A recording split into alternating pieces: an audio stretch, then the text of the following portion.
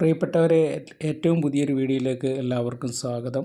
അപ്പം നമ്മുടെ വീഡിയോയിൽ ഇന്ന് പറയുന്നതെന്ന് പറഞ്ഞാൽ PM കിസാൻ പദ്ധതിയുമായിട്ട് ബന്ധപ്പെട്ട ഏറ്റവും പുതിയൊരു അറിയിപ്പാണ്. അപ്പോൾ നമ്മുടെ ചാനൽ ആദ്യമായിട്ട് കാണുന്നവരാണെങ്കിൽ ചാനൽ ഒന്ന് സബ്സ്ക്രൈബ് ചെയ്തേക്കുക, വീഡിയോ ലൈക്ക് ചെയ്ത് കാണുക, മറ്റുള്ളവർക്ക് പരമാവധി ഒന്ന് ഷെയർ ചെയ്ത് കൊടുക്കുക. നിങ്ങളുടെ വിലയേറിയ അഭിപ്രായങ്ങളും നിർദ്ദേശങ്ങളും സംശയങ്ങളൊക്കെ തന്നെ നമ്മുടെ കമൻറ്റ് ബോക്സിൽ രേഖപ്പെടുത്താൻ മറക്കാതിരിക്കുക.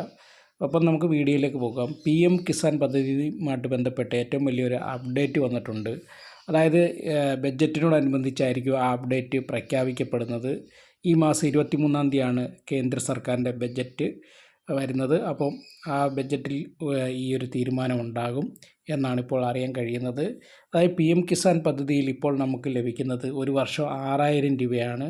ഒരു മാസം വെച്ച് നമ്മൾ 12 മാസം വെച്ച് കൂട്ടുകയാണെങ്കിൽ ഒരു മാസം 500 രൂപ വീതമാണ് ലഭിക്കുന്നത്.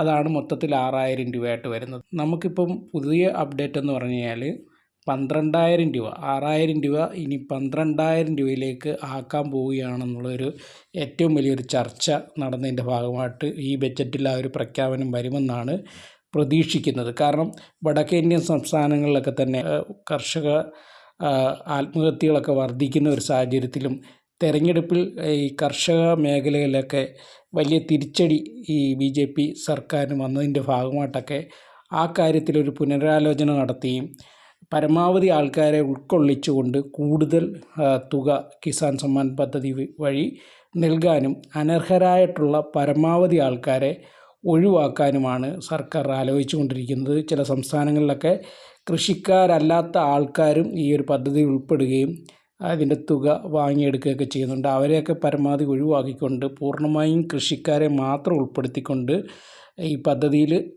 12000 രൂപ, അതായത് ഒരു മാസം 1000 രൂപ എന്ന നിലയിലെങ്കിലും കൊടുക്കത്തക്ക രീതിയിലേക്ക് പദ്ധതി കൊണ്ടുവരാനാണ് ഇപ്പോൾ സർക്കാർ തീരുമാനിച്ചിരിക്കുന്നത്.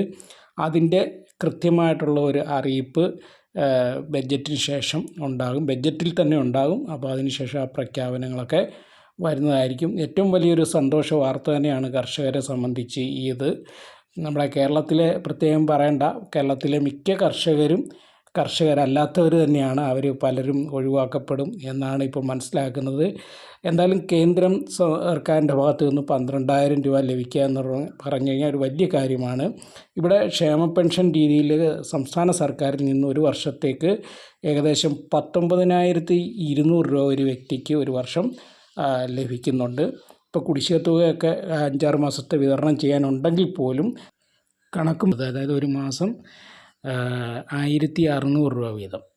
അപ്പം ഇങ്ങനെ കേന്ദ്ര സർക്കാരും കേരള സർക്കാരും ഒക്കെ ഉണ്ടെങ്കിൽ പോലും അതൊക്കെ കൃത്യമായ ആൾക്കാർക്ക് ലഭിച്ചെങ്കിൽ മാത്രമേ അതുകൊണ്ട് പ്രയോജനമുള്ളൂ.